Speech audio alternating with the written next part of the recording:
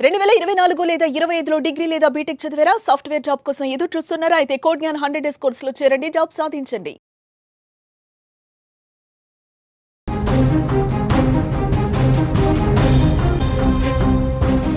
Breaking news అందుతోంది. Bharat Russia స్నేహంపై America serious అవుతోంది. రష్యాతో డీల్స్ను తగ్గించుకోవాలని వార్నింగ్ ఇస్తోంది. ఆయుధాల కొనుగోలు సరైన పద్ధతిలో లేదు. యుఎస్ ఇండియా పార్ట్నర్షిప్ ఫోరంలో ఈ కామెంట్స్ చేశారు. స్ట్రైట్గా వార్నింగ్ ఇచ్చాడు హోవర్డ్ లుత్నిక్. అమెరికా వాణిజ్య కార్యదర్శిగా ఉన్నాడు హోవర్డ్ లుత్నిక్. రష్యా స్నేహం గురించి మాట్లాడటంపై భారత్కు ఇండైరెక్ట్గా వార్నింగ్ ఇచ్చినట్టే కనిపిస్తోంది. రష్యా స్నేహం వాషింగ్టన్కు నష్టమని అతను వ్యాఖ్యలు చేసిన పరిస్థితుంది. అమెరికా వాణిజ్య కార్యదర్శిగా ఉన్నటువంటి హోవర్డ్ లుత్నిక్ చేసినటువంటి వ్యాఖ్యలు ప్రస్తుతం దుమారం రేపుతున్నాయి. రష్యాతో స్నేహబంధాన్ని తెంచుకోండి.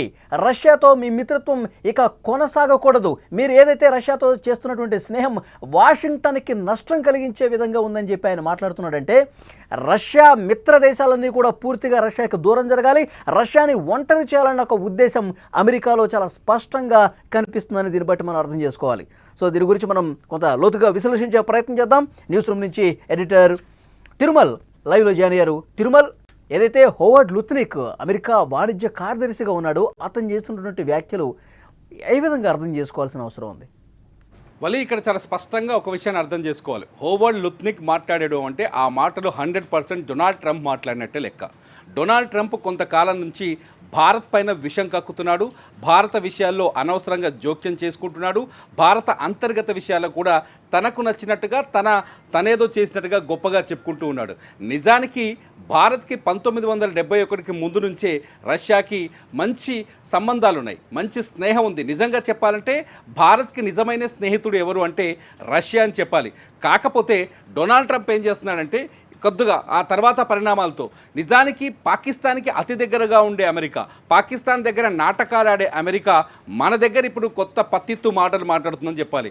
మన భాషలో చెప్పాలంటే పత్తిత్తు మాటలు మాట్లాడుతుందని చెప్పాలి. ఎందుకంటే ఎవరు డొనాల్డ్ ట్రంప్ నిన్న లుత్నిక్ మాట్లాడుతున్న మాటలు చూస్తుంటే, మీరు ఎలా ఆయుధాలు కొంటారు రష్యా దగ్గర నుంచి ఆయుధాలు కొంటే వాషింగ్టన్ని వ్యతిరేకించినట్టే కదా, వాషింగ్టన్ మిమ్మల్ని క్షమించదు కదా. నిన్ననే అల్యూమినియం అట్లాగే నిన్న రెండు ఐరన్ పైన అడ్డగోలు ఆంక్షలు విధించడానికి అమెరికా ప్రయత్నించింది. కానీ అమెరికాతో మనకు పైసా ఉపయోగం లేదు అనే చర్చ కూడా ఒకటి మొదలైంది భారతదేశంలో. ఇవాళ ఇండియాలో ఉండే కాంగ్రెస్ పార్టీ కూడా, ఇండియాలో ఉండే భారత ప్రతిపక్ష పార్టీ కూడా ట్రంప్ను తీవ్రంగా వ్యతిరేకిస్తోంది. యుద్ధం పైన ట్రంప్ మోదీని కాదని భారతీయుల అభిమతానికి వ్యతిరేకంగా, భారతీయుల అభిష్టానికి వ్యతిరేకంగా ట్రంప్ తన వ్యక్తిగత వ్యాఖ్యలు చాలా దుమారాన్ని రేపుతున్నాయి. భారతదేశంలో అంతర్గత రాజకీయ సమస్యలకు కారణమవుతుంది ట్రంప్ చేస్తున్న వ్యాఖ్యలు. నిజానికి పాకిస్తాన్తో యుద్ధం నేనే ఆపాను, ఇద్దరిని ట్రేడ్ డీల్తో బెదిరించి ఏం చేయగలిగాడు ట్రంప్? ఇప్పుడు వచ్చి మళ్ళీ ఏం బెదిరిస్తున్నాడు? రష్యాతో మీరు సంబంధాలు పెట్టుకోకూడదు, రష్యా దగ్గర ఆయుధాలు కొనుగోలు చేయకూడదు, మీరు రష్యా దగ్గర ఆయుధాలు కొనుగోలు చేస్తే వాషింగ్టన్ను వ్యతిరేకించినట్టుగా ఉంటుంది, భవిష్యత్తులో రష్యా నుంచి ఆయుధాలు కొనుగోలు ఆపేసి అమెరికా దగ్గర ఆయుధాలు కొనుగోనే ప్రక్రియను మొదలు పెడతామని మేము ఆశిస్తున్నాం అంటాడు లుత్నిక్ మాటలు చాలా స్పష్టంగా ఉంటుంది. మన దగ్గర లుత్నిక్ వాయిస్ కూడా ఉంది, చాలా క్లియర్గా మాట్లాడారు. అమెరికా భారత్ మీద ఇంత వ్యతిరేక భావంతో కనిపిస్తుంది. రోజు రోజుకు ఈ వ్యతిరేక భావన అనేది పెంచుకుంటూ పోతుంది అమెరికా. ఎప్పుడైతే డొనాల్డ్ ట్రంప్ రెండోసారి అధ్యక్షుడయ్యాడో అప్పుడు మన స్నేహితుడే కదా అని చెప్పేసి అనుకున్నారు. భారత్కు చాలా అనుకూలంగా మారే నిర్ణయాలు ఉంటాయని చెప్పి అందరూ భావించారు. చాలా హ్యాపీ ఫ్రెండ్షిప్ మోదీకి ట్రంప్కి ఉంటుందనుకున్నారు. కానీ ఆయన యాపిల్ సంస్థ భారత్లో పెట్టొద్దన్న దగ్గర నుంచి, ఆయన ఈ యుద్ధాన్ని నేనే ఆపానన్న దగ్గర నుంచి, ఇప్పుడు వాణిజ్య కార్యదర్శి మాటలు, ఇవన్నీ చూస్తే ఎందుకు ఈ రకమైనటువంటి పరిణామాలు వస్తున్నాయంటే ఏం చెప్తారు? ఒక విషయం చాలా స్పష్టంగా చెప్పాలి. యూరప్లో జరిగిన ఒక సర్వే కొన్ని భయంకరమైన నిజాన్ని బయటపెడుతుంది. ఏం చెప్తుంది అంటే, మూడో ప్రపంచ యుద్ధం ఎంత కాలంలో వస్తుంది అని ప్రజల్ని అడిగినా కానీ, కొంత నిష్ణాతుల్ని నిపుణులని కానీ, రాబోయే 10 సంవత్సరాలు అంటే 2030 లోపు ఖచ్చితంగా మూడో ప్రపంచ యుద్ధం మొదలైపోతుంది, సర్వనాశనం చేస్తుంది ప్రపంచాన్ని ఒక చర్చ ఉంది. ఈ విషయాన్ని అమెరికా చాలా బలంగా తీసుకుంటుంది, యూరప్ దేశాలు చాలా బలంగా తీసుకుంటున్నాయి. ఎందుకంటే నిన్న రష్యా ఉక్రెయిన్ మధ్య జరుగుతున్న 3 సంవత్సరాల వార్ ఖచ్చితంగా మూడో ప్రపంచం యుద్ధం వైపు మలుపు తిరిగే అవకాశాలు ఉన్నాయని ఎక్స్పర్ట్స్ చెప్తున్నారు. ఈ విషయాన్ని గుర్తుపెట్టుకోవాలి. ఒక్కసారి ఇంటర్నేషనల్ మీడియాలోకి వెళ్ళి ఒక్కసారి చూస్తే మనకు అర్థమవుతుంది. ఇది థర్డ్ వరల్డ్ వార్కి దారితీసే అవకాశాలు స్పష్టంగా ఉన్నాయని చెప్తుంది. ఒకవేళ అదే జరిగితే ఉక్రెయిన్కి అమెరికా మద్దతు ఇవ్వాల్సిన అవసరం ఏర్పడుతుంది. ఇప్పటికే అమెరికా ఉక్రెయిన్ని ప్రోత్సహిస్తుంది. యూరప్ దేశాల ఆధిపత్యాన్ని ప్రపంచం మీద రుద్దే ప్రయత్నం చేస్తుంది అమెరికా. యూరప్ దేశాలని ఎంటేసుకొని ప్రపంచం పైన అజమాయిషీని చెలాయించే ప్రయత్నం చేస్తుంది అమెరికా. అందుకే ఉక్రెయిన్కి ఈ యుద్ధంలో, చిన్న దేశమైన ఉక్రెయిన్కి ఈ యుద్ధంలో ఇంత సాంకేతికత, ఇంత ఆయుధాలు, ఇంత సైన్యాన్ని సహకారం చేస్తుంది ఎవరు? దొంగతనంగా నాటో కాదా? దొంగతనంగా ఈ అమెరికా కాదా? అట్లాగే మిగతా యూరప్ దేశాలు కావా? నిన్న జెలెన్స్కీ చేసిన దాడిని యూరప్ దేశాలు గొప్ప విజయంగా చూపిస్తున్నాయి. రష్యాని బలహీనపరచాలనే ఉద్దేశంతో భారత్ని బెదిరిస్తోంది అమెరికా. రష్యాని ఎందుకు బలహీనపరచాలనుకుంటుందంటే రేపొద్దున వరల్డ్ వార్ కానీ లేకపోతే ఉక్రెయిన్కి రష్యాకి మధ్య భీకర యుద్ధం కొనసాగితే రేపొద్దున రష్యాకి భారత్ మద్దతుగా వెళ్ళకూడదు అనేది వాళ్ళ మొదటి లక్ష్యం. రెండోది వచ్చేసి రష్యాని ఆర్థికంగా దెబ్బతీయాలి. ఉక్రెయిన్ చేస్తున్న దాడులతో ఇప్పటికే రష్యా తీవ్రమైన కష్టాల్లోకి వెళ్ళింది, నష్టాల్లోకి వెళ్ళింది, బలహీనంగా కనిపిస్తుంది ఆయుధ సామాగ్రి పరంగా కూడా. సో రష్యా మళ్ళీ బలపడకూడదు అంటే, ఆర్థికంగా బలపడకూడదు అంటే రష్యాతో సన్నిహితంగా ఉన్న దేశాలని రష్యాను దూరం చేయాలి. ఇవాళ ఒక దొంగ నిర్ణయం తీసుకుంది యూరప్కి సంబంధించిన ఫ్రాన్స్ అండ్ బెల్జియం. ఈ రెండు దేశాలు ఇవాళ రష్యాకు నుంచి ఆయిల్ కొనుగోలుని నిలుపుదల చేశాయి. నిజానికి రష్యా భారత్కి అతి తక్కువ ధరకే ఆయిల్ని సప్లై చేస్తుంది. అతి తక్కువ ధరకే ఆయిల్ని సప్లై చేసింది. తాజాగా 2 రోజుల క్రితం కూడా S-400లని మరో రెండు S-400స్ని 2025-26 లోపే డెలివరీ చేస్తామని హామీ ఇచ్చింది. S-400 చిన్న విషయం కాదు. భారత గగన తలాన్ని ఇనుప కంచెలాగా కాపాడింది. మొన్న పాకిస్తాన్ పహల్గామ్ అటాక్ తర్వాత దొంగతనంగా డ్రోన్లతో అటాక్ చేస్తుంటే వాటన్నింటినీ అడ్డుగోడగా నిలబడ్డది S-400. ఆ S-400ని మళ్ళీ ఇంకా 2 S-400ని భారత్కి అప్పచెప్తామని, ఇస్తామని రష్యా హామీ ఇచ్చింది. ఈ డీల్ ఇప్పుడు అమెరికాకు నచ్చట్లేదు. ఎందుకంటే పాకిస్తాన్ ఇండియా కొట్టుకొని, పాకిస్తాన్ ఇండియా ఎప్పుడు వివాదంలో ఉంటే అది అమెరికాకు ఉపయోగపడుతుంది. దొంగతనంగా మొన్న కిర్నా పర్వతాల్లో మొన్న భారత వైమానిక దళం పాకిస్తాన్లో దాడి చేసిన తర్వాత కిర్నా పర్వతాల్లో పాకిస్తాన్ అణుస్థావరాలపైన దాడి జరిగిందనే చర్చ రాగానే B-350 విమానాన్ని, C-350 విమానాన్ని వేసుకొని అమెరికా ఒక రౌండ్ చక్కర్లు కొట్టేసి వెళ్ళిపోయింది. అంటే పాకిస్తాన్కి అమెరికాకి మధ్య కూడా వ్యూహాత్మక సంబంధాలు ఉన్నాయి. అందుకోసమనే రేపు పొద్దున రష్యా ఇండియాకి మద్దతు ఇవ్వకుండా ఉండాలి. రష్యాకి ఇండియాకి మధ్య దూరం పెరగాలి. రష్యా ఇండియాని శత్రుత్వం చేయాలి. రష్యా శత్రువుగా మారాలి.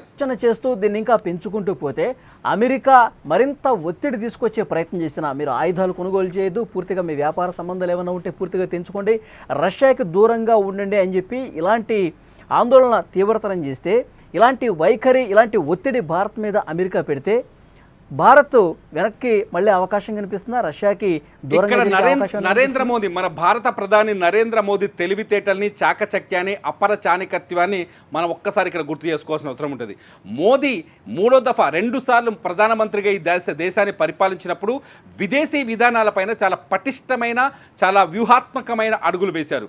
మోదీకి ఇటు రష్యా కూటమి దేశాలు కావచ్చు, ఒక రకంగా తీసుకుంటే అమెరికా కూటమి దేశాలు కావచ్చు, ఈ రెండితో సమాంతరమైన సంబంధాలు ఉన్నాయి. ఒక విషయాన్ని గుర్తుపెట్టుకోండి, రష్యా యుద్ధం మొదలైన తర్వాత మోదీ ఉక్రెయిన్కి వెళ్ళాడు. ఉక్రెయిన్కి వెళ్ళి అక్కడ జెలెన్స్కీని కలిసి పరామర్శించి వచ్చారు. ఉక్రెయిన్కి ఇండియా ఏమేమి ఇస్తుందో తెలుసా? మందులు ఇస్తోంది, ఆహారాన్ని ఇస్తోంది, ఉక్రెయిన్ కావాల్సిన అన్ని రకాల సపోర్ట్ చేస్తోంది, ఒక ఆయుధాలు తప్ప. కానీ అట్ సేమ్ టైం ఇదంతా జరుగుతున్నప్పటికీ పుతిన్ ఏం చేస్తున్నాడో తెలుసా? భారత్కి అయినా మద్దతు ఇస్తున్నాడు. మోదీ ఉక్రెయిన్కి వెళ్ళినా భారత్కి పుతిన్ చాలా బహిరంగంగా నిర్ద్వంద్వ చాలా స్పష్టంగా మద్దతు ఇస్తున్నాడు. పహల్గామ్ దాడి విషయంలో మద్దతు ఇచ్చారు, ఆపరేషన్ సింధూర్ విషయంలో మద్దతు ఇచ్చారు. ఇప్పుడు 2 S-400ని మళ్ళీ ఇస్తా అంటున్నాడు. బ్రహ్మోస్ క్షిపణిని మళ్ళీ నెక్స్ట్ తరాన్ని, నెక్స్ట్ జనరేషన్ని కలిసి అభివృద్ధి చేద్దామంటున్నాడు.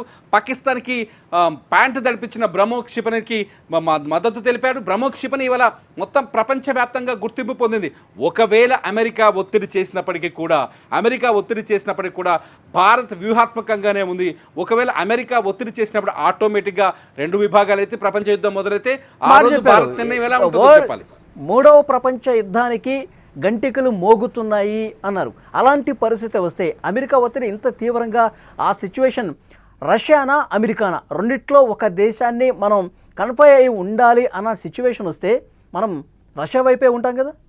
ఇక్కడ నా వ్యక్తిగత అభిప్రాయం మాత్రం చెప్పగలను, దేశం అభిప్రాయం చెప్పలేను. నేనైతే రష్యాతో ఉండాలి అని అంటాను. అమెరికా పచ్చి ద్రోహి, మోసకారి.